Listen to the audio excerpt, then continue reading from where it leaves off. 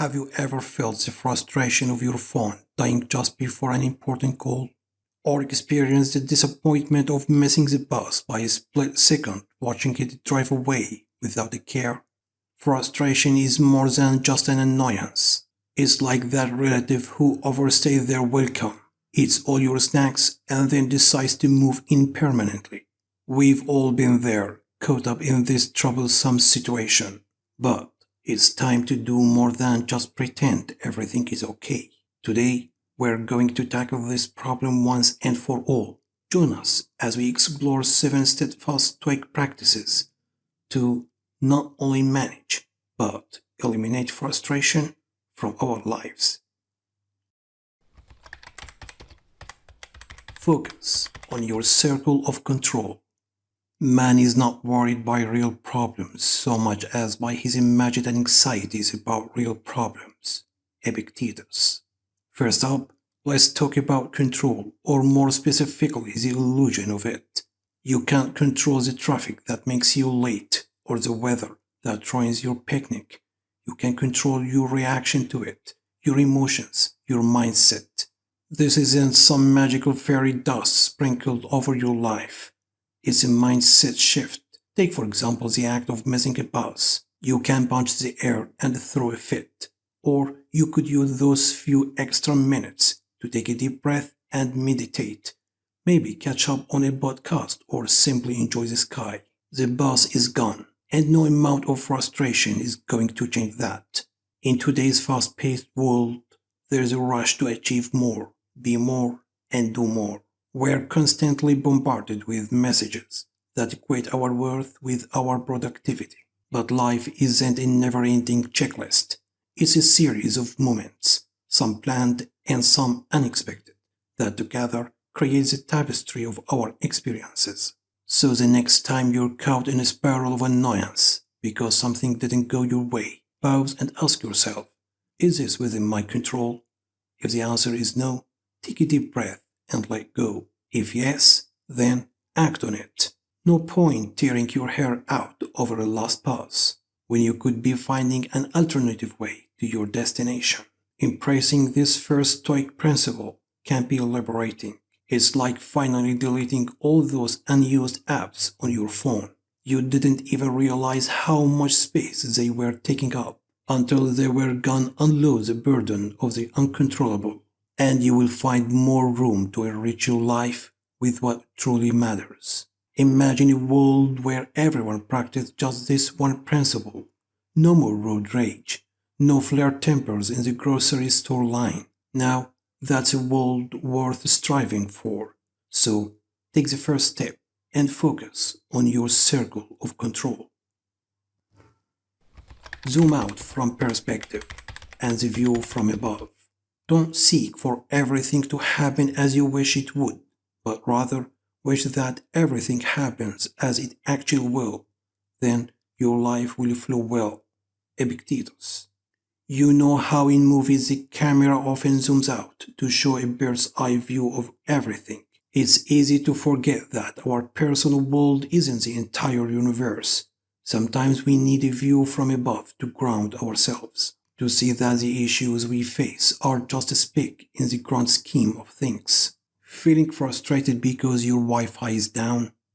Imagine looking at that from outer space, where even giant metropolises look like mere dots on a globe. Pretty insignificant, right? This shift in perspective can slice through frustration like a hot knife through butter. Of course, I'm not saying your problems are trivial. What I'm saying is sometimes magnifying them in our heads is what gives them power over us. We turn molehills into mountains and wonder why we're struggling to climb them. Now practicing the view from above isn't an escape route from your problems. You can't just ignore a flat tire or a pressing deadline, but you can change the lens through which you see them. Consider their relative importance in the broader scope of life, and suddenly they become more manageable. Why does this work? Because zooming out shrinks your problems, but enlarges your appreciation of what you have. If you are healthy, if you have a roof over your head, if you have people who care for you, Aren't those worth more than a momentary glitch in your plans? This Stoic practice isn't just about mental gymnastics, it's about realigning with what truly matters. And when you focus on the big picture, the pixels that make it up seem less distorted. So the next time life throws a wrench in the gears, take a moment to zoom out. You may find that the obstacle you're facing is not as large as it appeared, freeing you to tackle it head on, rather than being paralyzed by it. Use the power of now. True happiness is to enjoy the present without anxious dependence upon the future. Seneca. We're always racing, aren't we? Racing to finish school, to land a job, to fall in love, to tick all these imaginary boxes that society says will complete us in this endless sprint. It's easy to trip over the present moment. The Stoics, however, argue for a focus on the now. In our modern digital age, the practice of being present might seem more elusive than ever. Notifications bombard us, news feeds distract us, and tomorrow's worries often eclipse today's joys. But here's the thing: frustration often comes from this forward or backward pull. Either we're frustrated because things aren't happening as fast as we would like, or we're irritated about something that happened in the past. By centering yourself in the present moment, you're claiming your time back. It's like stopping a leak in a sinking ship. You're no longer letting your energy seep into moments that are out of your grasp. The past that can't be changed, or the future that can't be predicted. Don't misinterrupt me. Planning is necessary, and learning from past mistakes is valuable, but letting them consume your present moment is like borrowing trouble from a future that hasn't happened, or hoarding regrets from a past that's already gone. So, how can you be more present? Start by detaching yourself from external noise. Switch off non-urgent notifications. Carve out time to do nothing, practice mindfulness, or simply engage deeply with whatever you're doing. Don't just eat, taste. Don't just listen, hear. Don't just touch, feel. Being in the present is also a remedy for frustration because it narrows your focus to what can be acted upon right now. It simplifies, clarifies, and provides a sense of peace. By harnessing the power of now, you minimize the space and time for frustration to dwell. You can't control everything, but you can control your focus. And when that spotlight is on, at the present moment, you will find that many of your frustrations simply dissolve into the ether. Audit and manage your desires. We suffer more often in imagination than in reality. Seneca. Let's talk about desire, a close cousin to frustration. You desire an outcome, and when it doesn't materialize, you get frustrated simply at that. The Stoics had an antidote to the dichotomy of desire. In Stoicism, desires are categorized into two types: natural and vain. Natural desires include things like food, shelter, and well being. Vain desires consist of fame, excessive wealth, and other superfluous wants. The key is to fulfill natural desires to the extent that they contribute to your well being, but to be very cautious with vain desires. It's a human nature to desire more money, more likes, more stuff. But you ever noticed how chasing after these things leaves you feeling more drained than fulfilled? It's like running on a treadmill, expecting to reach a destination. That's the trap of vain desires. They're endless, always dangling just out of reach. Now, the Stoic solution isn't to renounce all desire. That's not practical or even beneficial. The aim is to manage your desires, to weigh them on a scale of true importance, before getting frustrated about not acquiring what you want. Question the worthiness of that want in the first place. You will find that recalibrating your desires will naturally lower your frustration levels. Think about it. If you're not chasing after unrealistic or superficial goals, there is less room for disappointment. and by extension, less room for frustration. But how do you identify which desires are worth pursuing? A good rule of thumb is to ask whether fulfilling the desire will genuinely contribute to your well being and personal growth. If it's more about social validation or short term gratification, you might want to reconsider. Understanding the dichotomy of desire is like a software update for your mind. It streamlines your objectives, enhances your focus, and boosts your overall performance. And the less cluttered your goal setting, the less room there is for frustration to fester. So go ahead, audit your desires. Once you declutter them, you will find it much easier to navigate through life with a sense of purpose, rather than being driven by the volatile winds of vain want. Practice negative visualization. How does it help to make troubles heavier by bemoaning them? Seneca. Negative visualization isn't about a Debbie Downer. Rather, it's about preparing your mind for potential setbacks so you can navigate them with grace and resilience. Imagine your day going terribly wrong. Your coffee spills, your computer crashes, you miss your train. Now, take a breath. None of this has happened, but if it does, you've already mentally worked through it, you're prepared. This exercise does two incredible things. First, it bulletproofs you against the initial shock of unfortunate events. So, when the Wi-Fi inevitably crashes 5 minutes before your big presentation, you don't panic. You adapt because you've already been there in your mind. Second, negative visualization magnifies your gratitude for when things are actually going right. You start appreciating the small things, unspilled coffee, the reliable technology, the punctual train, because you've recognized they're not guaranteed. Your joy in life multiplies because you understand how easily it could swing the other way. But you might be wondering, won't thinking negatively make me anxious or pessimistic?